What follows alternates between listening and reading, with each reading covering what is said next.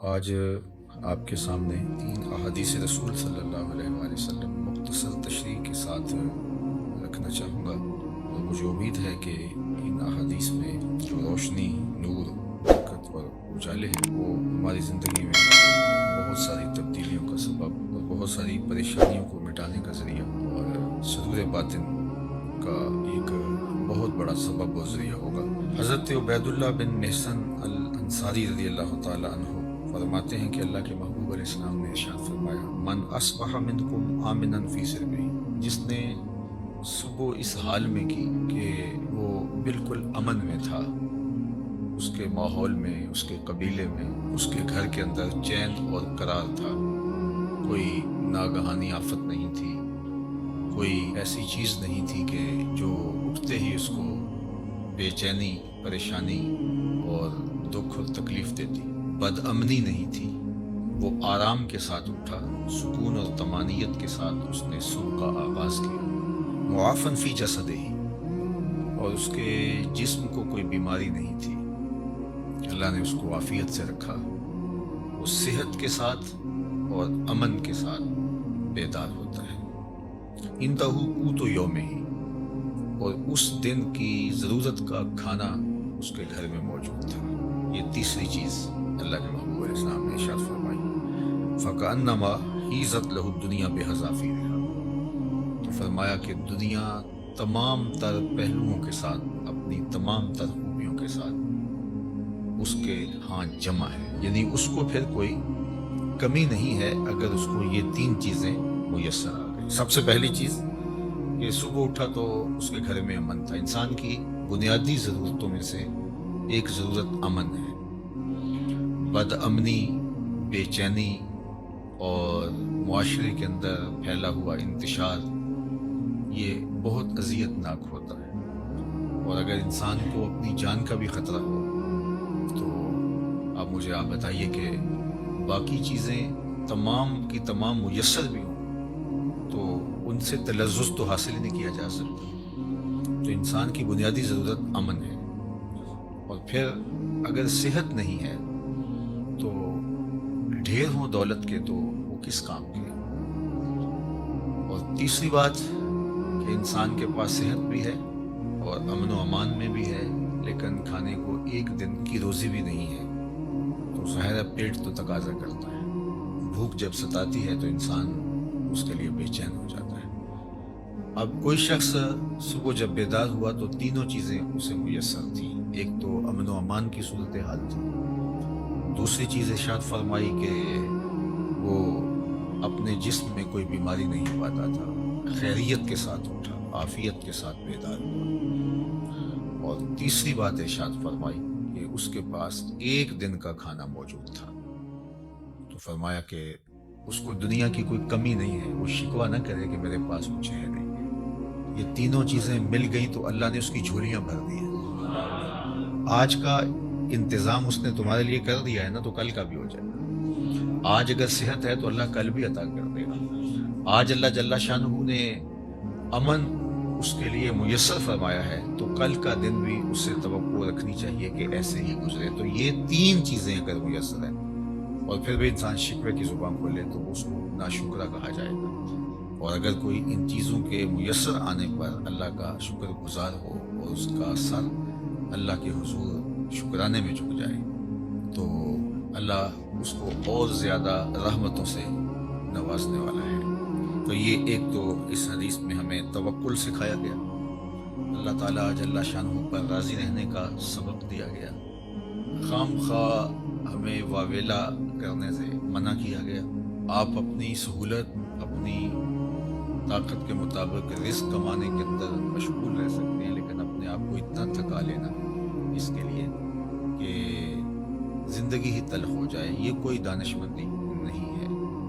آج کی تاریخ میں جو ہمارے ساتھ جڑی ہوئی ضرورتیں ہیں ان میں سے بہت ساری ضرورتیں ایسی ہیں کہ جو خود ساختہ ہیں،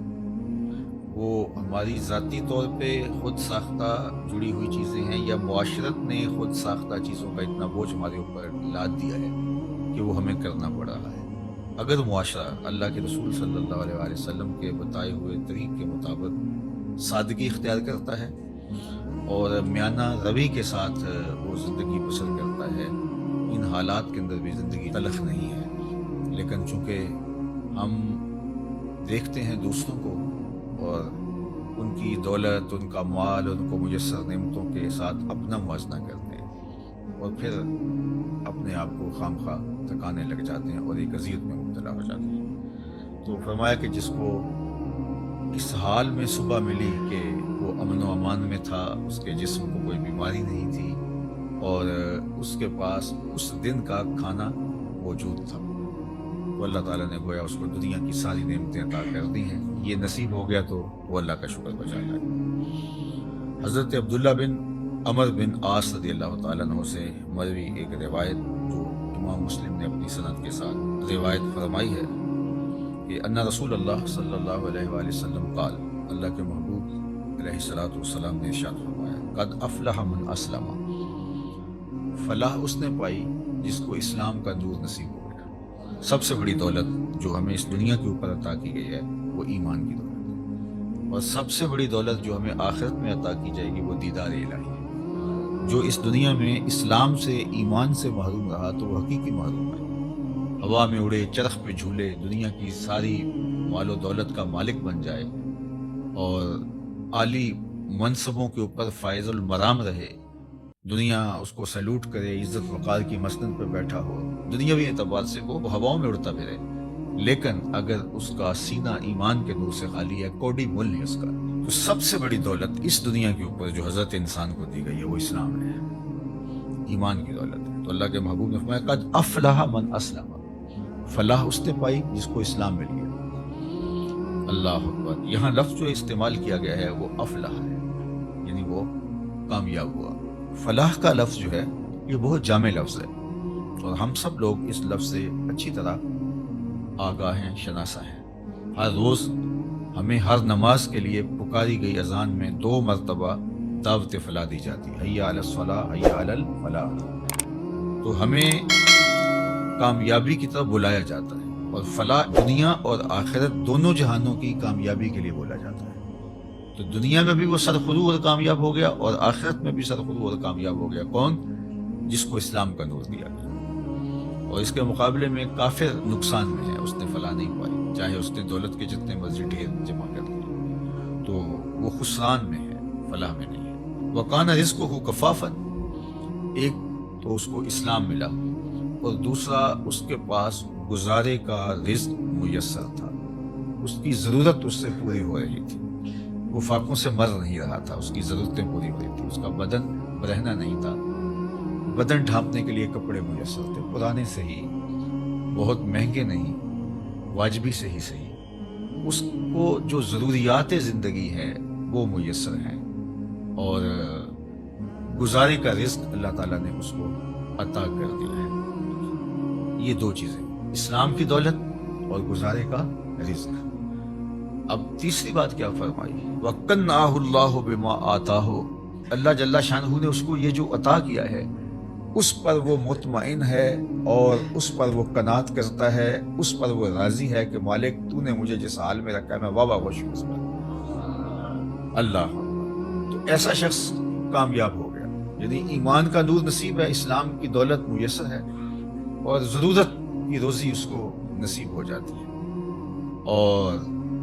اس پر وہ راضی بھی ہے، اس پر وہ قانع بھی ہے، خوش ہے کہ مالک میں تیری تقسیم پہ راضی ہوں۔ اللہ سے زیادہ کی اگر وہ طلب کرے اور کوشش اور سعی کرے تو شریعت اس سے بھی نہیں روکتی، لیکن جتنا اس نے عطا کر رکھا اس میں بھی تو راضی رہے، اس میں بھی تو خوش رہے۔ اگر نہیں خوش رہے گا تو کیا کرے گا؟ اللہ نے تو جو مقسوم اس کے لیے کیا ہے، جو لکھا ہے وہی ملے گا اس کو، تو اب وہ الٹی چھلانگے بھی لگائے تو کچھ نہیں کر سکتا۔ تو وہ کوشش کرے، اللہ سے دعا مانگے، اس کی ضرورتیں بڑھ رہی ہیں تو وہ کہے مالک میری ضرورتیں بڑھ رہی ہیں تو مجھے اس کے لیے اپنی جناب سے رزق بھی وسیع عطا کر دے، تو اس میں کوئی حرج نہیں ہے، اس کے لیے اپنے کام کو، کاروبار کو پھیلانے کی سعی کرے، کوشش کرے، لیکن اپنے اوپر مسلط نہ کر لے۔ یہ اس کے ذہن، دل، دماغ میں ہونا چاہیے کہ مالک جہاں تو مجھے رکھے گا میں رہوں گا وہاں راضی، لیکن تو کرم کر کے مجھے اور زیادہ عطا کر دے۔ تو پھر وہ جس حالت میں ہے اس حالت میں بھی خوشی کے ساتھ زندگی بسر کر رہا ہوگا، اور اللہ اس کی حالت اگر بہتر فرما دے تو اس میں بھی اس کو خوشی اور شکر کی کیفیت نصیب، اور اگر وہ قناعت کا نور نہیں پائے گا تو وہ جس حالت میں ہے اس حالت کے اندر بھی وہ دکھی، پریشان، ہر وقت ٹینشن میں ہوگا، اور اگر اس کو زیادہ بھی عطا کر دیا گیا تو یہ جو بیماری اس کو لگ گئی، ناشکری کی، ہر وقت عدم اطمینان کی، وہ آگے چلا گیا، میں بہت پیچھے رہ گیا ہوں، تو آگے تو بہت سارے لوگ ہیں، تو وہ کبھی بھی اس مرض سے چھٹکارا نہیں پا سکے گا۔ وہ کروڑ پتی بھی ہو جائے گا، ارب پتی بھی ہو جائے گا، لیکن اس کے نفس کی کمینگی ختم نہیں ہوگی۔ تو نفس کی کمینگی یہ انسان کو توڑ کے رکھ دیتی ہے۔ حضرت فضالہ بن عبید الانصاری رضی اللہ تعالیٰ عنہ فرماتے ہیں کہ انہ سمع رسول اللہ صلی اللہ علیہ وسلم یقول، میں نے حضور علیہ السلام کو فرماتے ہوئے سنا تھا، طوبی لمن ہدی الی الاسلام، جس کو ہدایت اسلام نصیب ہوئی اس کو مبارک ہو۔ ایک تو طوبہ سے حضور نے مبارک دی، اور شارحین نے لکھا ہے کہ طوبہ جنت کا درخت بھی ہے، تو حضور نے فرمایا اس کو جنت کا وہ درخت نصیب ہوگا۔ اور جنت کا درخت کوئی ان درختوں کی طرح تھوڑا ہے کہ ایک جگہ پہ ہو اور تھوڑا سا سایہ ہو۔ جنت کے درختوں کے اتنے لمبے اور گھنے سائے ہیں کہ سواری کے اوپر بیٹھ کے کوئی چلے 500 سال تک چلتا رہے تو سایہ ختم نہ ہو۔ تو جس کو جنت میں ایک درخت بھی مل گیا تو اس کو جاگیریں مل گئی، اللہ اکبر، اور جس کو پھر باغات ملیں گے تو اس کی پھر کیا نعمتیں ہیں۔ تو حضور نے فرمایا طوبہ، یعنی ایک تو اس کو جنت کا درخت طوبہ نصیب ہو، یا پھر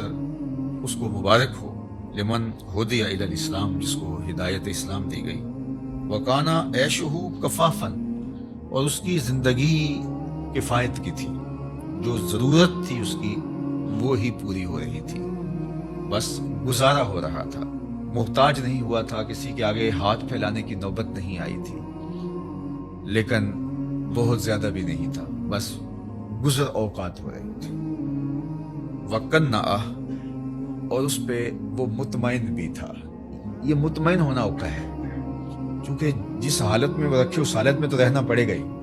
وہ کیا کرے گا، لیکن اس حالت میں رہ کے اس پر مطمئن ہونا، اصل یہ وہ چیز ہے